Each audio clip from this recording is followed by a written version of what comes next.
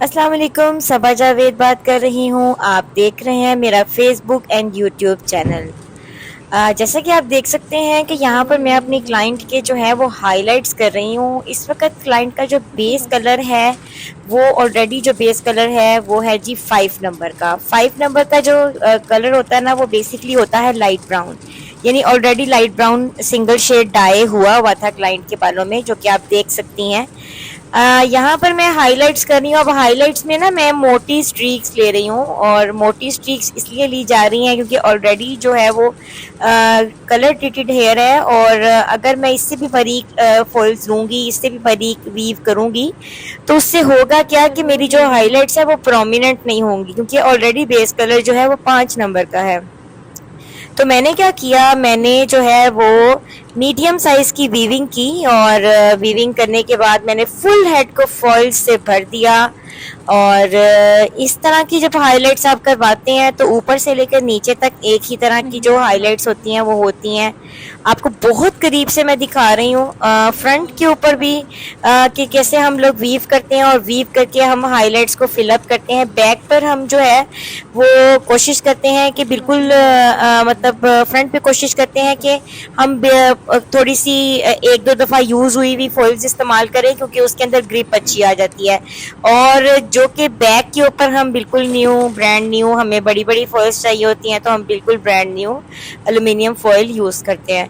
आप देख सकते हैं कि किस तरह एक एक सेक्शन जो है वो मैं एक एक स्लाइस लेके उसके अंदर टेल कॉम्ब के साथ हम बहुत एहतियात के साथ इक्वल गैप्स के साथ हम जो है वो वीव किए जा रहे हैं। और वीव करने के दौरान भी अगर आप उसकी एप्लीकेशन को चेक करें तो हम उसकी एप्लीकेशन कुछ इस तरह से करते हैं कि जो बाल आपके फॉइल में पैक हो रहे हैं उसको जब हम कलर करना शुरू करते हैं, यानी प्री लाइटन करना शुरू करते हैं, तो हम नीचे से बालों को हॉरिजॉन्टल, यानी बालों को पकड़ के तो हॉरिजॉन्टल ब्रश पकड़ के एप्लीकेशन करते हैं, और बाद में जब प्रोडक्ट कम ब्रश पे लगा रह जाता है तो फिर वर्टिकल। अब आप देखो जहाँ पे हमने कलर अप्लाई कर रहे हैं, यानी प्री लाइटनर अप्लाई कर रहे हैं, तो हम पहले जो है वो कलर एप्लीकेशन के दौरान वर्टिकल पकड़े। वर्टिकल पकड़ने से क्या होता है कि फॉइल आपकी नीचे नहीं खिसकती, उससे कोई पैचेस नहीं बनते।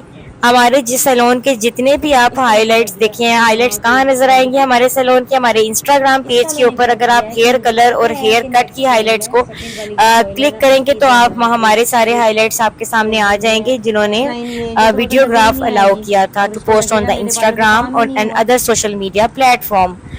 यहाँ पर आप देख सकते हो कि 5 घंटे का जो प्रोसीजर है उसको मैंने तकरीबन 15 मिनट के अंदर सम अप करके आपके सामने पेश कर दिया, लेकिन एक भी जो पॉइंट है वो मैंने स्किप नहीं किया।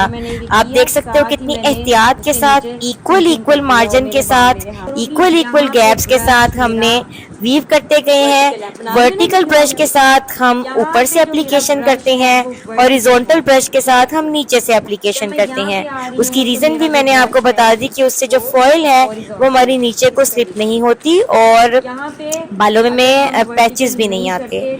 इससे एक और फायदा ये भी होता है, हम हाफ इंच छोड़कर जो है प्री लाइटन अप्लाई करते हैं बालों से, रूट से, उससे सफेद बाल नहीं उगते, आपके रूट्स पे किसी भी किस्म का हेयर फॉल नहीं होता, और आपके किसी भी हेयर मतलब स्कैल्प डैमेज नहीं होता।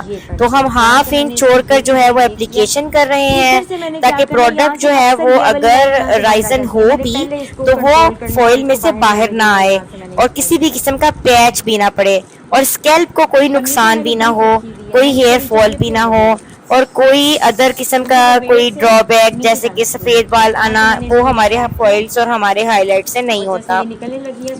बाल कौन से हम लेते हैं, हमें वर्जन हेयर चाहिए होते हैं फॉर द हाइलाइट्स, या हम जो कलर ट्रीटेड हेयर हैं जिसमें हमारे ही सैलून से सिंगल शेड डाई करवाया हुआ होता है और हमें पता होता है कि ये सिंगल शेड डाई हमने बॉक्स कलर से नहीं अप्लाई किया, तो फिर हम हाइलाइट्स करते हैं और बेहतरीन रिजल्ट होता है। अब आप देखें जब ये हाइलाइट्स की फाइनल लुक आपके सामने आएगी, यू विल बी सरप्राइज कि इंतहाई खूबसूरत लुक बनेगी। और आपको बहुत मजा आएगा ये हाइलाइट्स देख के। एक और गलती नजर आप देख रहे हैं कि यहाँ पर हम इक्वल गैप देके बेहतरीन किस्म की फॉइल, अच्छा कहीं पर भी हमें लगा हो ना कि गैप सही नहीं है तो आप देख सकते हैं कि किस तरह हमने इक्वल जो है वो गैप्स जो है वो मैनेज किए। कहीं पर फील हुआ कि थिक है, उसको फौरन निकाल दिया। हवा में जब आप फॉइल्स को मतलब लाइंस को मौलिक रखते हैं ना तो फौरन पता चल जाता है। अब आप ये देखो कि इक्वल हो गई है, गैप इक्वल हो गया है। पहले इक्वल गैप करके फिर हम एप्लीकेशन करते हैं सेंटर ऑफ द हेयर में, हॉरिजॉन्टल ब्रश यूज करते हैं। अब आप देखो साथ साथ ही मैंने ब्रश को वर्टिकल कर दिया। वर्टिकल करने से क्या होता है कि मैं वही बात बार बार रिपीट कर रही हूँ क्योंकि हमारा मेन टारगेट इज के जो भी काम करें वो नफासत के साथ करें। इसमें नफासत कैसे आती है कि जो प्रोडक्ट है वो फूल के स्कैल्प तक नहीं पहुंचता और नीचे वाले बालों पे किसी भी किस्म का कोई जो है वो पैच नहीं बनता। तो ऊपर आपने जब भी एप्लीकेशन करनी है तो प्रोडक्ट बहुत ज्यादा थोपना नहीं है, कम प्रोडक्ट के साथ काम करना है और अच्छी एप्लीकेशन करनी है, अच्छा मसाज करना है एप्लीकेशन के दौरान ताकि एक एक बाल जो है वो बहुत अच्छे तरीके से इक्वली जो है वो प्रोडक्ट उसके अंदर इन्फ्यूज हो जाए।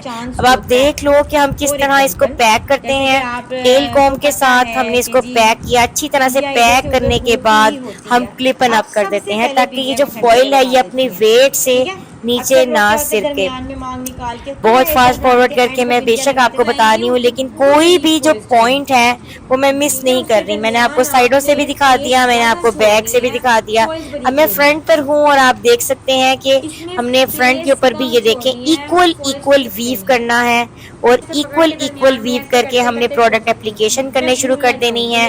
प्रोडक्ट एप्लीकेशन में प्रोडक्ट ब्रश के ऊपर बहुत ज़्यादा थोपनी नहीं है और अच्छा सा इससे बालों पे मसाज भी करना है। अब आप खुद देखोगी कि ये एप्लीकेशन हमने किस तरीके से की है। उसको 1 इंच अवे भी रखा है ताकि प्रोडक्ट फूल के बाहर ना आ जाए। यहाँ पर अगेन हमें बैक के साथ मैं बैक की फॉइल्स आपको दिखा रही हूँ, साथ मैं फ्रंट की फॉइल्स आपको दिखा रही हूँ। जाहिर सी बात है हमारे सैलून के अंदर टीम वर्क होता है, पीछे भी काम हो रहा होता है, आगे भी काम हो रहा होता है। इसके बावजूद तकरीबन 4 से 5 घंटे इसलिए लग जाते हैं क्योंकि बहुत बारीक, बहुत नफीस नफासत के साथ जो है वो हम काम करते हैं और उसमें नफासत के साथ काम करने में आपको पता है टाइम तो लगता ही है। ये जो वर्किंग की स्पीड है ये सेम है, मैंने 1% भी स्पीड को इंक्रीज नहीं किया। यानी वीडियो में जहाँ पर आप वीडियो की जो स्पीड को इंक्रीज करते हैं वो मैंने किसी सूरत इंक्रीज नहीं किया। इसी प्रोसीजर के थ्रू जो है वो हमने एप्लीकेशन की है। यहाँ पर आप देख सकते हो कि हमने किस तरह जो है वो फॉइल के अंदर जो है वो बालों को, मैंने कोई भी स्टेप मिस नहीं किया। आपको फुल हेड की वीविंग दिखाऊंगी और फुल हेड की एप्लीकेशन भी दिखाऊंगी। जाते जाते मैं बात करती जाऊँ कि आप मेरे चैनल को सब्सक्राइब करें, उसमें आपको बहुत नॉलेज मिलेगी, आपको बहुत बेनिफिट्स होंगे, आपको बहुत टिप्स मिलेंगी। तो आप चैनल को ज़रूर सब्सक्राइब कीजिएगा क्योंकि ये आपको काफ़ी हेल्प आउट करेगा।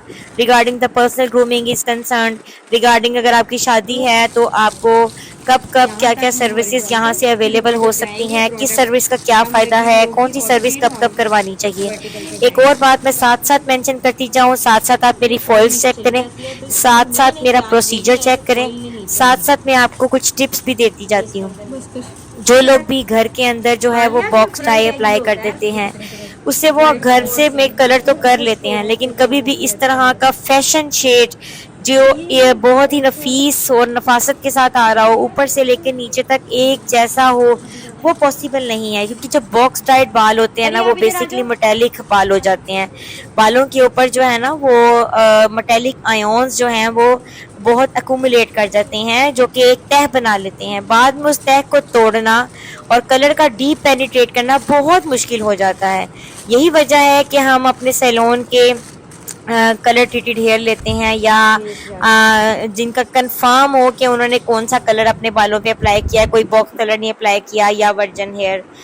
हिना ट्रीटेड हेयर और मेटेलिक हेयर जिसमें बॉक्स टाई हुआ होता है वो हम नहीं पकड़ते। बालों की वीव बहुत डिपेंड करती है। आप देखें कि ये वीव कितनी नफासत के साथ इक्वल वीव की जा रही है, उससे क्या होता है कि फाइनल रिजल्ट बहुत अच्छा आता है। ये वीव में काफ़ी मेहनत की जाती है और बाद में फिर टाइमिंग बहुत मैटर करती है। एप्लीकेशन रूट्स पे कितनी देर अप्लाई करना है, मिड लेंथ पे कितनी देर अप्लाई करना है, ये हम इसलिए नहीं आपको बता सकते क्योंकि ये एक प्रोफेशनल काम है। हर स्कैल्प की जो हीट है ना वो डिफरेंट होती है। स्कैल्प एक ऐसा एरिया है कि वो आपके सर की स्किन है।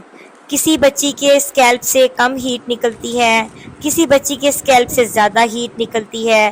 डिपेंड करता है। जिन लोगों के स्कैल्प से ज़्यादा हीट निकलती है, जैसे ही कलर अप्लाई करते हैं साथ साथ कलर आ रहा होता है उनके स्कैल्प के ऊपर, यानी रूट्स वाले एरिया के ऊपर।